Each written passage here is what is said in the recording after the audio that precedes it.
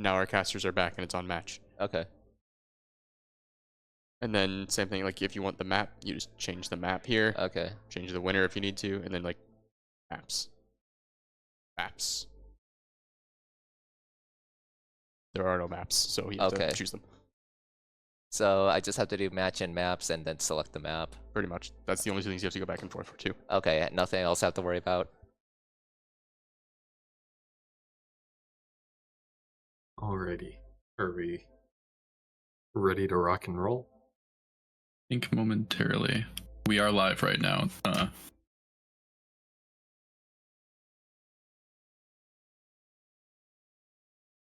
think that Rod unfortunately has left the microphones on at the moment. So hello everybody, we're going to be starting back into the second semifinal match with Havana Heat against Watchpoint Warriors very soon. We have some great players on both sides. Don't know if production. Oh wait. All right, I think we're still on. We've got on the side of Watchpoint Warriors, we've got Royal Trickster, CVG Neeb, the AIM, Shade Shader. I'm not entirely sure how to pronounce that. Valu, and then on Havana Heat side, we've got Abkasa, Wild Rage Sage, Jogai, Kitasura, and Tomp. And so both these teams have players from the varsity team. On the side of Watchpoint Warriors, we actually have our own Purdue Overwatch president, the AIM, otherwise known as Rookie, and then we also have Valu, our treasurer. So this is going to be an interesting match. It looks like we're getting started on Ilios for our first map. And we're starting on Ruins. And so this is definitely a very, very poke-heavy map. Like Widows, Ashes, they run house on these maps. Absolutely. And, honestly, though, Brawl, this is one of those maps where like a Brawl poke composition is really strong that we saw a lot of in the last semifinal match. Right, I wouldn't knowing Rookie and knowing the AIM, I wouldn't be surprised if he comes out on a Widow here. As I say that, CVG actually comes out on the Widow and the AIM comes out on Sojourn. So as you said, this is going to be totally more folk focused game, and we do have Royal Trickster on the Orisa. I am very disappointed. Don't be disappointed. It's okay. It's okay. He's it's like the Sigma. Woo. He's Okay, redeemed. Perfect. AIM switches over to Symmetra, likely for the TP out of spawn. On the side of Havana Heat, we've got on the side of Watchpoint Warriors, we've got I think our names are switched around on the on the stream side if we want to switch that around at some point. We've got Abkasta on the side of Havana Heat coming out on Diva. Both teams looking for some early poke. Costa's going to be looking for some dives onto this Widow in particular.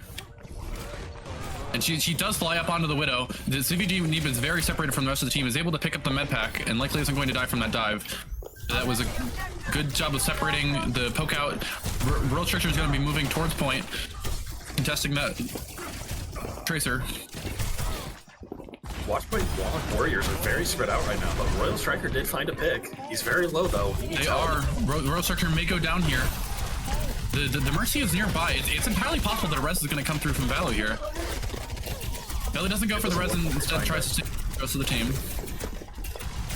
Diva is on the backline, but is alone right now. Is able to pick off the Mercy and gets out alive. It's a big stagger. The Widow comes back. Very strong start here for Havana Heat. They are coming out flying, and it's working out well for them. But the AIM almost has his ult. He's going to be the first one to get his ult. Nope, Castage got his first, actually. The Widow is able to get a pick onto Havana Heat's Tracer, and the bomb comes out from Abkasta. Abkasta went in a little bit far to try to push on that dive, and unfortunately dies for it to the Widow. It's a big pick on the side of the Watchpoint Warriors, and they are going to likely get this point capture. It's a pretty big flip right there. I think Abkastage going down, trying to be a little bit greedy with that Diva Bomb was was really their downfall, the Havana, for the Havana Heat. My ultimate. Right. Acosta's been very, very greedy with their dives and has done a good job of not dying in them up until now. Unfortunately, they get picked off there. Acosta pushes up to the Widow again, is able to get rid of a shot, and is contesting the Widow while the infrared side is up, which is going to stop them from getting as much value with it. Valu got herself a kill on the enemy Kiriko. We got a Huge battle mercy mercy kill. on our hands. We absolutely do. She then gets a res on the Sojourn. Got a kill coming through from Widow onto the Lucio. Diva is in their backline. The Diva is She's sitting in between the sitting back enemy up spawn and the point. This is going to be an interesting push because you always kind of got to be keeping your eye out for that Diva now, especially if you hear that clanking coming up. Widow is playing in a relatively safe position, but is going to get dived on by the Diva and is able to go down. Real Trickster lays out a rock onto the Diva. As we see a pick coming through onto the Kiriko, the Widow gets rezzed by Valu, which immediately goes down from the Deadeye. Widow gets a pick onto Tracer, and then we've got Diva killing Widow once again after the res. A lot of picks back and forth, but Watchpoint Warriors is able to take the point back. Royal Trickster is struggling to stay up, but is able to get out of there alive. Unfortunately, Juno goes down in the fight. Acosta gets dematched, but isn't able to get killed. Res comes out on the Juno. That means Watchpoint Warriors are back in the fight at least. Both teams have full 5. Kirkle rush comes through. Is able to get a pick onto. Both teams are dropping very low. Wow. Watchpoint Warriors just got 3 picks in a row. Unfortunately, their Sigma is very low at the moment, and they lose. Mercy going to try to heal him. Acosta's once again in Watchpoint Warriors backline, just hanging out there, probably waiting for Valu to res, and may spawn Camp Valu here. This is a scary moment. Valu popped. That was to survive the push, which is actually brilliant because now Acosta's way out of the fight, and essentially Havana Heat is taking a 5v4. That was a perfect usage of Valk, honestly. It was a perfect usage of Valk. It's a great way to stay alive and also to get that Valk utilization in the fight. Mercy is able to keep the Widow up is for a long time. Unfortunately, makes a slight mistake with the Guardian Angel and dies to the bomb as Havana Heat gets several picks. Oh, actually, it wasn't a mistake on the Guardian Angel. It was a boop up hit on the bomb. My mistake. And it looks like we're going to have Havana Heat take this first point. Let's say that Tracer is able to touch, and so is Valu on Lucio. We'll see if a second touch comes through from the Tracer. Diva's able to get onto point. She's alone. The aim comes through on Soldier. Baby Diva goes down, and so does the Juno. And the Soldier goes down as well. Valu gets pushed off and is not able to get that final touch in. This is much closer than the other semi-final that we've seen so far. Absolutely. This has been really interesting. These teams really have been going back and forth. And Striker. Striker is back Trickster. onto that Orisa. Trickster's back into that Orisa. Production, when you get a chance, I believe on our stream, the Watchpoint Warriors and Havana Heat names are still swapped at the moment. It's currently got Royal Tricksters as being under the Havana Heat logo, and I believe Royal Trickster is on the Watchpoint Warriors.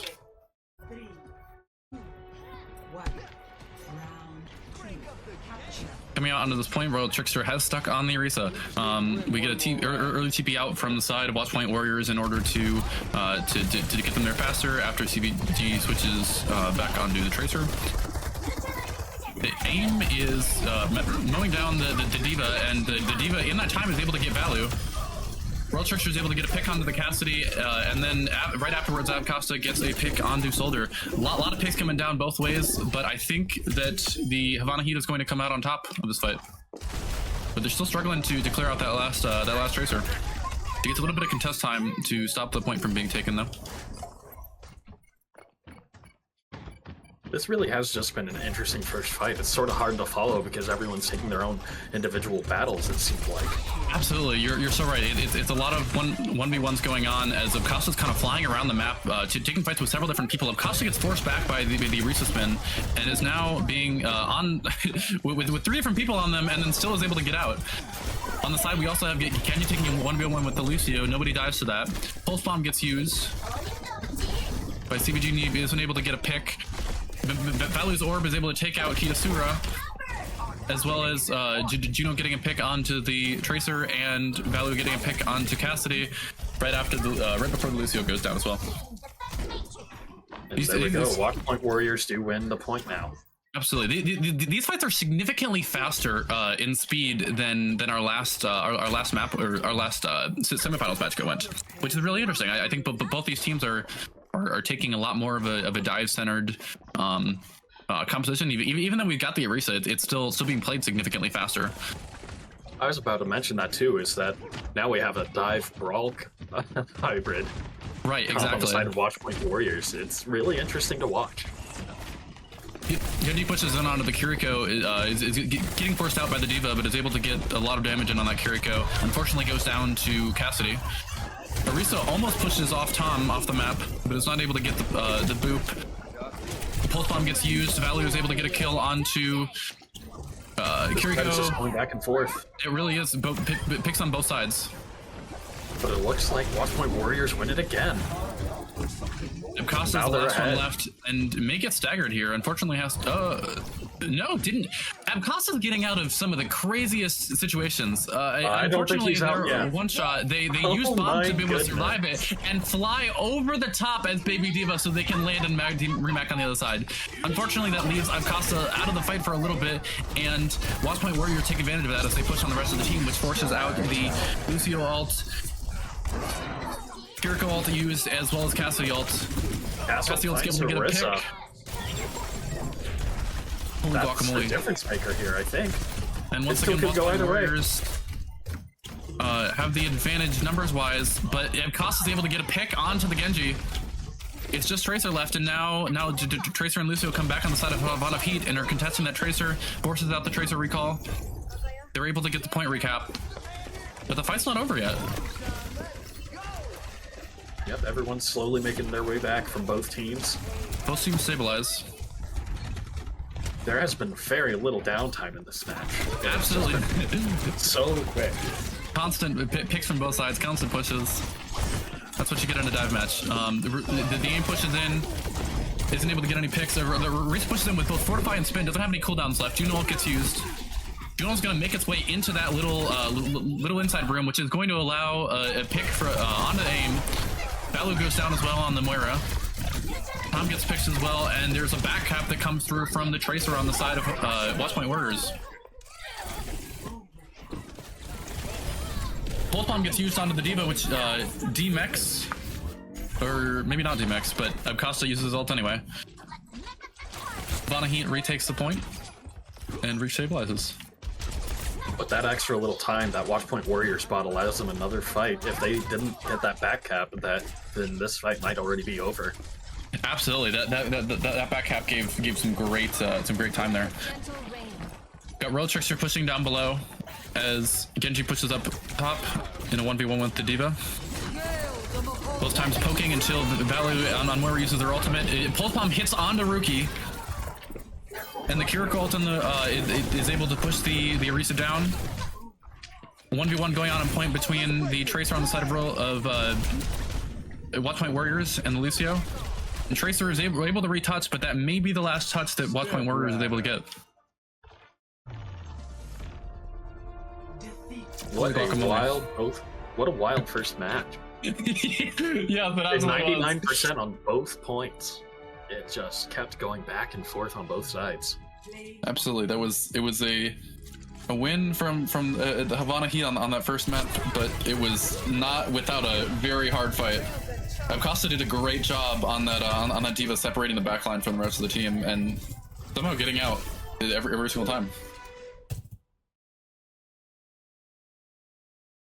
No, I wonder if I'm really excited if that's the way the rest of these maps are gonna go.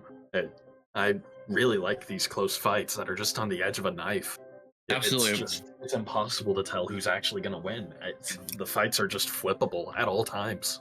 You are completely right. It's kind of been like a little bit passive up until the point that that both the teams use all of their dive cooldowns at once, and we see an exchange of backlines of TPS dying and supports dying on both sides. And so it's really just a question of who can get that little bit of edge in the dive, and who can come out with more numbers on top to be able to take that kind of last after fight. Indeed. Alrighty. Well, we're waiting for them to pick their next map here. Let's see. What do you think? Do you think there was anything that gave Havana Heat the slight edge in those fights, or do you think that it was almost like the flip of a coin, that they just it was nearly even amounts of skill on display, but just they just had slightly better positioning or slightly better timing with their abilities? What do you think gave Havana Heat the edge? It is really hard to tell with how fast those fights went, but I would say that that the thing that gave Havana Heat the edge there was their ability to make dives and then retreat on those dives successfully when they didn't work. And I think that's what made that one point, that one difference between Watchpoint Warriors and Havana Heat, because both teams had great dives that worked a significant amount of the time, but on the side of Havana Heat, when their dives didn't work, they were able to get back and not lose that pick. Whereas on the side of Watchpoint Warriors, we saw several different dives that initiated went great, and then when they started to go wrong, Watchpoint Warriors didn't necessarily have all the abilities that they needed to get back out, and so they would lose that pick and then go into the rest of the fight with a 45. You know, that makes it makes a lot of sense what you're saying, and my mind goes back to when Upcastage he would just go to the enemy spawn just to live, and it would work. It would work every single time, because the side of Havana Heat, of Watchpoint Warriors didn't necessarily have the mobility to be able to chase a diva. There's not a lot of teams that can chase a diva, so Avcasta really made use of that and just kind of lived in their backline and didn't get punished for it. As funny as it sounds. Alrighty, we're going in. We're going to Midtown this time. Definitely. Let's see. I think this first point really, Poke and Brawl are king, and then what's interesting about Midtown is I think that the second point, the second push, is really a dive kind of map. It really does flip which comps are strong as the map goes on, because the sight lines get longer, there's more angles to take. At this first point, there's just such a hard choke point here that can be dominated by Brawl. You're absolutely right. This first point is not really much of a poke side. There's not really much of a dive side. That's what I meant to say. There's not necessarily a lot of place that you can make dive work. We still see Watchpoint. We still see Havana Heat trying to run that diva, trying to run that tracer to have a little bit of dive presence. But on the side of Watchpoint Warriors, as we expected, that we're getting more and more of a poke brawl comp here. So we're gonna see how that plays out. We do have a Zarya going into a diva, which is going to be on paper a very strong advantage that the Zarya is going to have, and may make it so that Royal Trickster is able to help force out the Abcosta a little bit more, because Abcosta was really just running through the Watchpoint Warriors backline the entire game.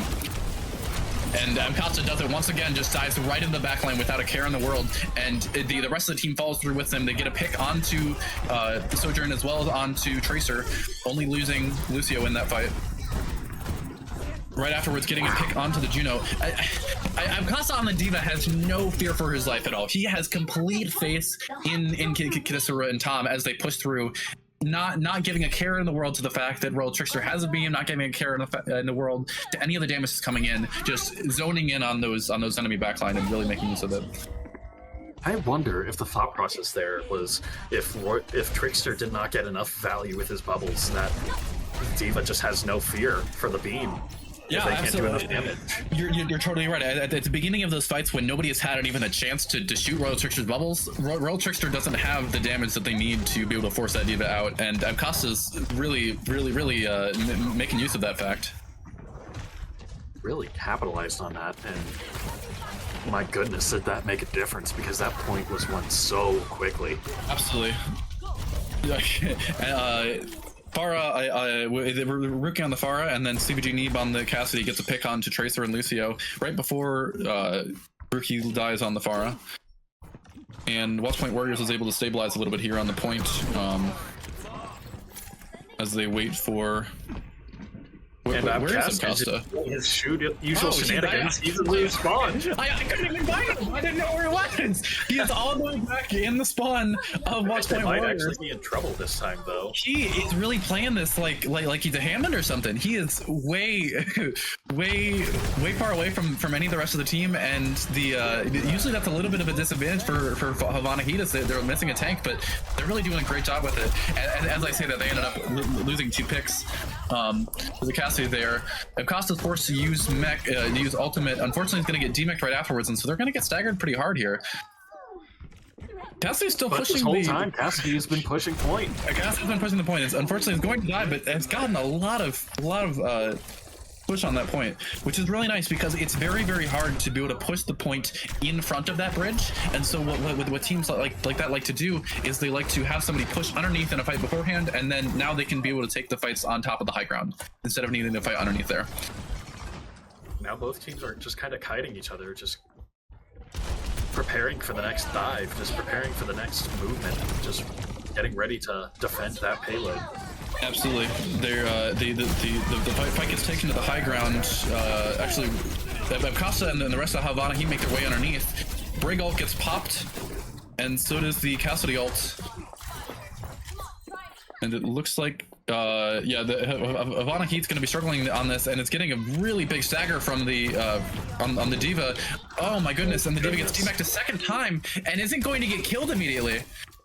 Oh, this is a crazy stagger. They're gonna try to finish. Acosta gets mech a second time and dies in the remech there. Grab comes out from the side of Royal Trisha, but isn't able to get the pick with it. Kiriko Rush gets used as well as Cassidy.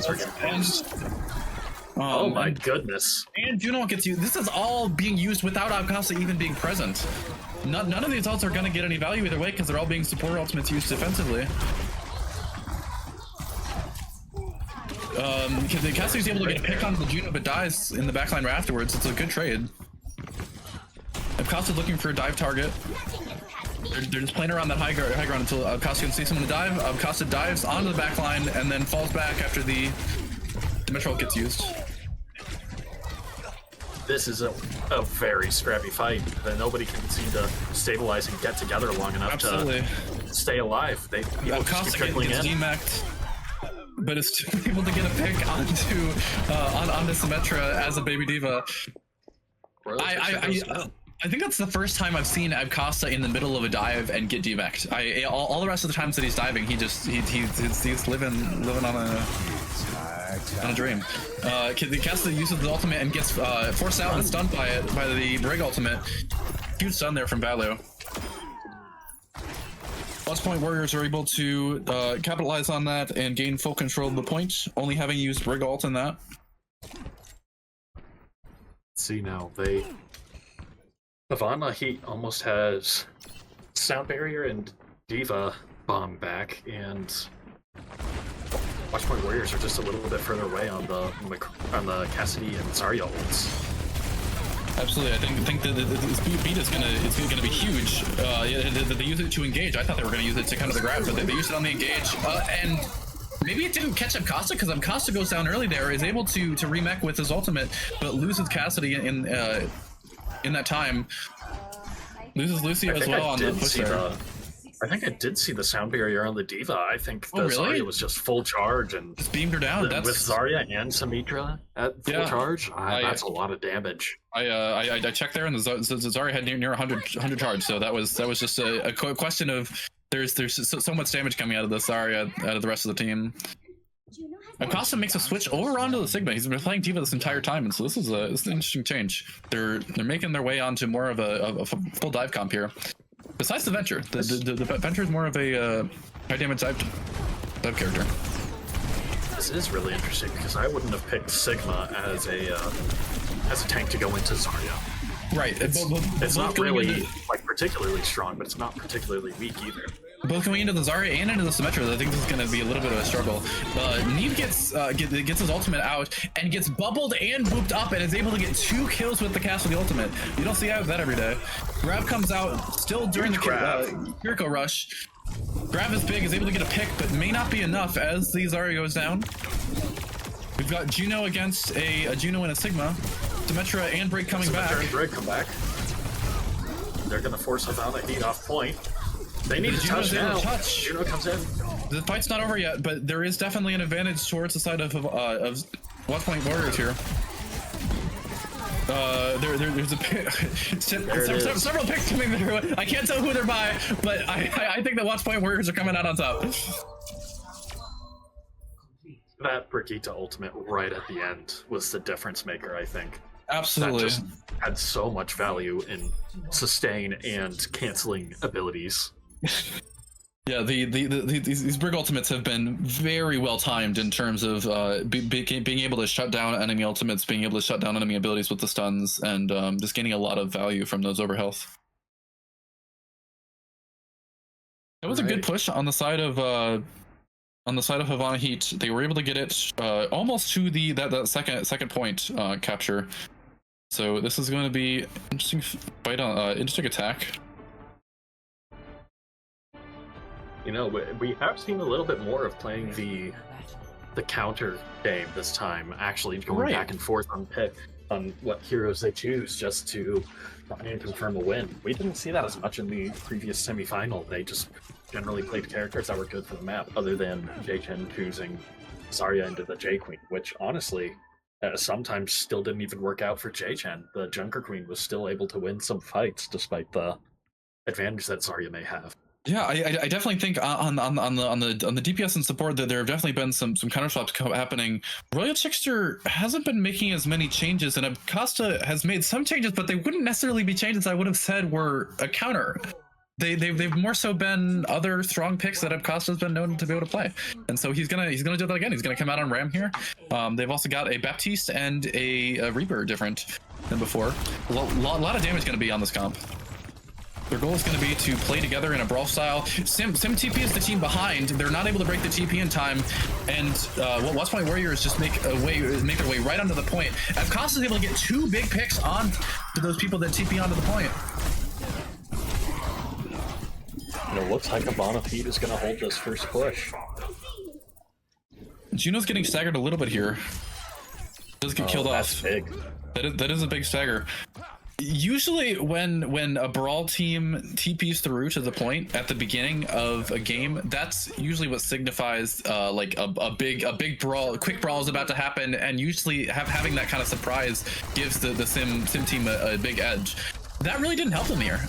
Acosta did a great job of punneling the people that came in and pushed it off real quickly. Alrighty, we're getting into the next fight here. Royal Fixture did make a switch onto to an Orisa, which I'm disappointed to see, but you know, maybe they need that kind of help to fight this comp.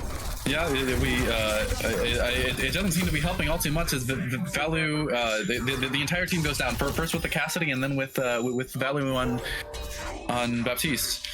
That fight, it looked like Royal Trickster got a little bit ahead of the rest of their team. I think they got a little bit separated, and that's what really ended the fight early. They need to start playing a little bit more together if they want to get through this choke, or they need to be playing so fast that they make it to the point like they did the first time with the CP. But absolutely right. Acosta shields off the enemy Orisa, which forces them back a little bit, but backwall gets played. The side of Watchpoint Warriors is in a really tough spot here as they're in this hallway. Cassidy gets a huge ultimate onto 2 different players, and then Royal Trickster falls right afterwards as well as Rookie. It's a very impressive hold right now. Oh, is that not a common saying here? Going into this next fight, in terms of numbers, which Watchpoint Warriors has the slight ult advantage. It'll be interesting to see if they can really make a usage of that, but Juno ult on the side of Havana Heat is still such a Right, powerful. I was gonna say Havana Heat has Juno ult, they have Ram ult, and they also have Reaper ult, but they're all very strong ultimates compared to the other ultimates that Watchpoint Warriors has. And as we say that, Juno ult gets popped as well as the Reaper ult and the Trap Wall. A lot of ults come through, and Havana Heat completely comes out on top. Indeed. Poor Che Doctor, whoever they are. They just keep getting picked off first, and I think that's really been tough for Watchpoint Warriors. They need to find a way for their Juno to not get picked off in these fights so early. Absolutely, and because of the fact that she's been getting picked off so early, it's forced her to not be getting as much ultimate charge, which means a lot when you're talking about Juno ult. Ricky goes ahead and pops with Soldier ult, is able to get 2 picks, but he goes down to the Ramatra. On the Baptiste is looking very, very low. Arisa almost able to finish them off, but thankfully Abkasa is able to protect his team there. CVG Neeb is the only one left and goes down as well. Tries to get a little bit of back there, almost got that tick. Royal Striker, or Trickster, went right back onto the Zarya. I wonder what they're going to try to do differently. The aim on Reaper, CVG Neeb on Tracer to try and get the touches as we are going to probably go into overtime here. Yeah, Shade Actor is the only one coming up with ultimate on the side of Watchpoint Warriors, and so I think it's going to be a little bit of a... First. Trickster goes down early, and you've got CVG Neeb and Lucio able to touch. The bat ball comes through, and that's going to help them finish off a lot of that fight. And the Havana Heat. Full hold. Full holding that point. Very impressive. Indeed. They played that very cleanly. So that puts us now at 2-0 with Havana Heat in the lead over Watchpoint Warriors. Absolutely. Very, very strong showing from both teams there. There was a lot of very good DPS ultimates getting used on both sides. Abkasa did a great job of just quelling all of those dive into the backline. Very, very impressive plays from all involved. Indeed. It really just seemed like they were struggling to play around the Ramatra cooldowns. They were. They couldn't really... You can't break his shield fast enough, and when his shield is down, you can't break through his block fast enough. So they really needed to find a different way to get by the Ramatra and really take out the DPS or the supports, but it was just a struggle. They tried different things. They did try going different paths. They did try the Symmetra TP, and just... They couldn't find their hold. They couldn't find a way to stabilize after one of those plays. Absolutely, I think that the thing that what Watchpoint Warriors are struggling the most with right now is that from what I've seen Watchpoint Warriors doing, they have done a really, really good job at making smart plays when it comes to trying to force out enemy abilities. The problem is, force the enemy into weak spots.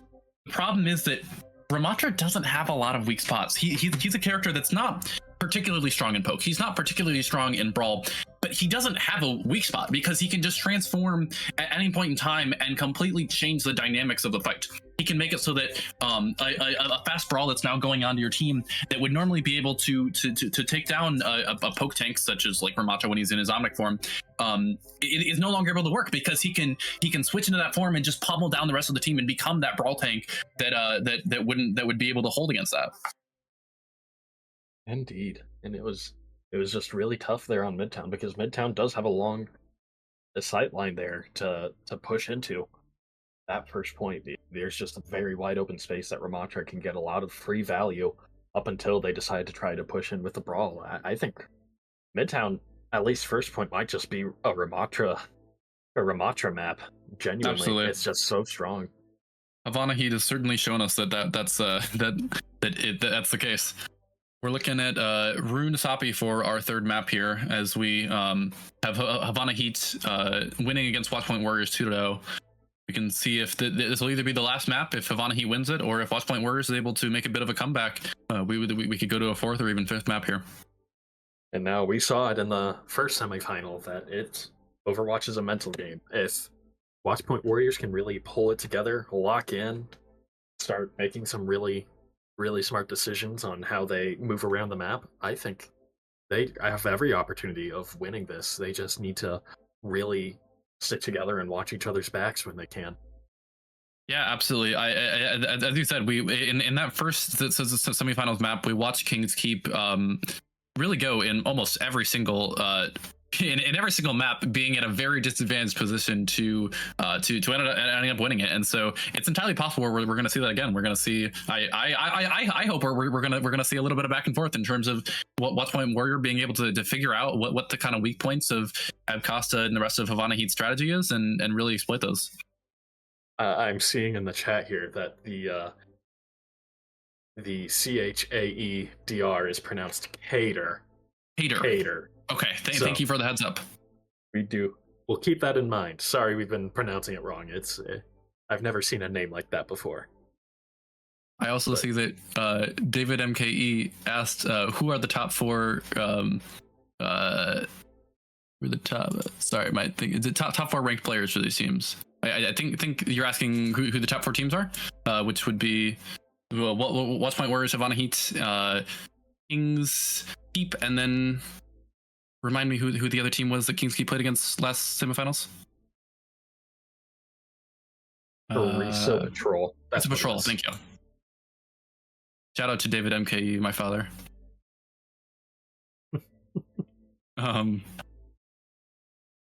Yeah, so this has been a great series so far. Hoping to see some more good plays from both teams.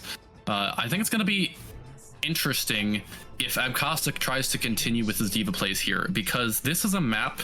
Maps like this, these push maps are big. They're open, but they work in kind of a windy way that you can't entirely run into the enemy spawn the same way that you could do on Control, I don't think. And so I don't think that Abcosta is going to be able to get away with as many things as he was doing before, to be so honest with you. But we'll see how that works out.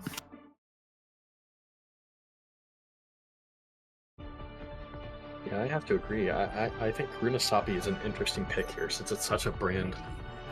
Well, it's not that new, but it is still a fairly new map in my eyes, and I wonder if these teams have really worked on it and figured out how to move around the map, how to get to all the high grounds, how to get to all the health packs, because I certainly haven't, and it's going to be a long while before I do. Right. Abcosta sticking on the diva, as well as the rest of Havana Heat having Tracer, Kiriko, and Lucio going for that kind of classic rush dive comp. And so I think we're going to see some more of Abcosta's antics, kind of just diving out of the enemy team without a care in the world, and seeing what picks we can get. And we still see Royal Striker on Zarya to counter that diva. I wonder if he predicted that Abcosta was going to go back to diva. I think you may be right. Abcosta is a bit predictable in that way. It doesn't necessarily mean that he won't be able to make it work, but Abcosta tries to get a dive onto the Kiriko and the Tracer. Tracer's forced to use recall. Kiriko goes down at the hand of Abcosta, and so does the Moira. They've got no supports on the side of Watchpoint Warriors, and that forces the Zarya down as well. Tracer is the only one left from Watchpoint Warriors, and may get caught out here as Diva pushes. Now they're just feeding. And that's the power of a good diva, just being able to chase down those kills relentlessly. Not even a Tracer can get away. Diva is such a strong tank at the moment, and just that she has mobility that is really unrivaled by anyone else in the Overwatch cast. And so she's really got the power to be able to push things that nobody else can catch up to and nobody else can get away from. Abcosta's trying to take that high ground control, keeping the focus on her as CVD pushes out, and she tries to dive onto the Cassidy for a second. Zarya is protecting the Cassidy up there, and so they're not able to get a lot out of it, but this is giving a lot of point time to Havana Heat, as they already got the forward spawn. Yeah, Diva Bomb forced to be used. I was about to put that out too, is that they have forward spawn, and that's just really tough now for Watchpoint Warriors. Exactly, it's a really hard thing to start out with. Abcosta is able to get a pick onto the Cassidy and onto the Symmetra and the Zarya as well. It is so interesting to me that Watchpoint Warriors is running such a heavy beam comp, which is typically considered to be a very hard thing for Diva to play against, and Abcosta's not worrying about it. He's doing a great job of avoiding all of those beams, or just not caring about them, because he can get the picks before it's a problem. really has been incredible to just watch Upcasted work even into what would be such a strong counter to him. World Trickster contesting the point. Cassidy ult and Curic ult coming out.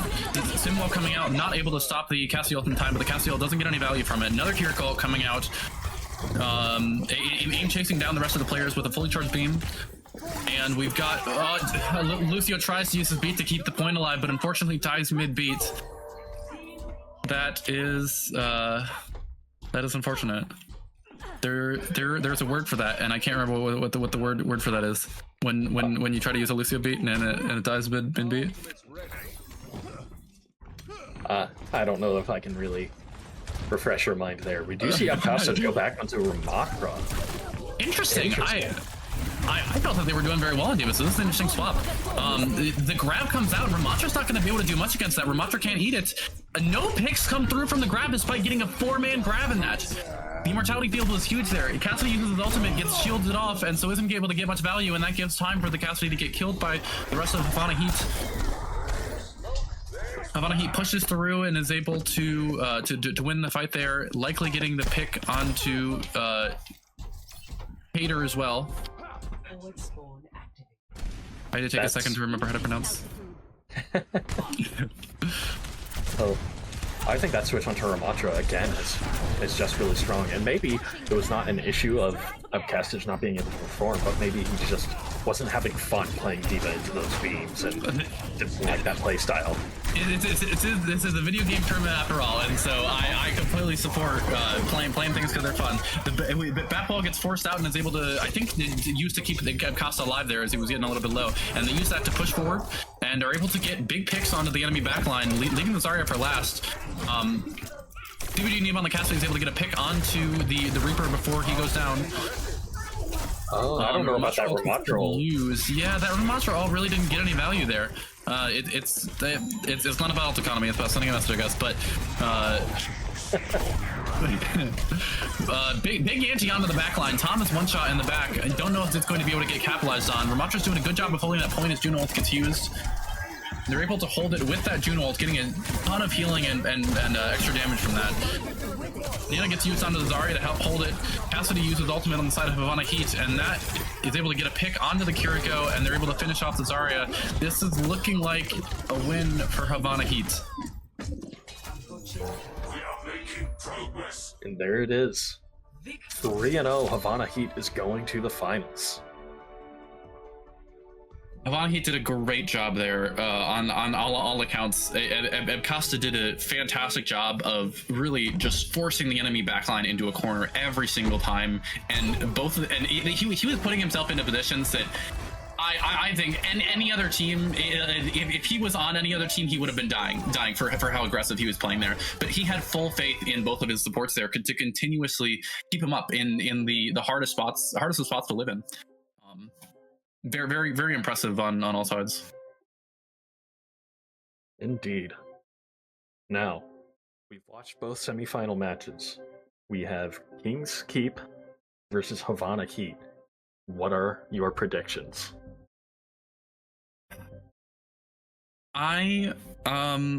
That's really hard. I feel like I'm gonna have to be I'm gonna have to be favoring Havana Heat there, because Havana Heat versus Watchpoint Warriors played such as a fast game. Both of the teams were incredible, and they were both very, very fast and very, very good about being able to get those picks early.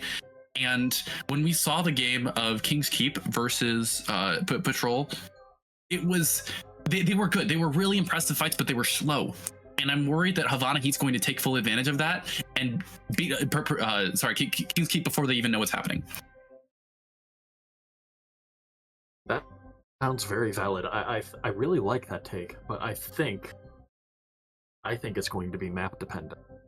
I think if King's Keep chooses maps that have the space for them to keep working, or to try to keep Upcastage back, as difficult as that is, I think if they get maps like Blizzard World or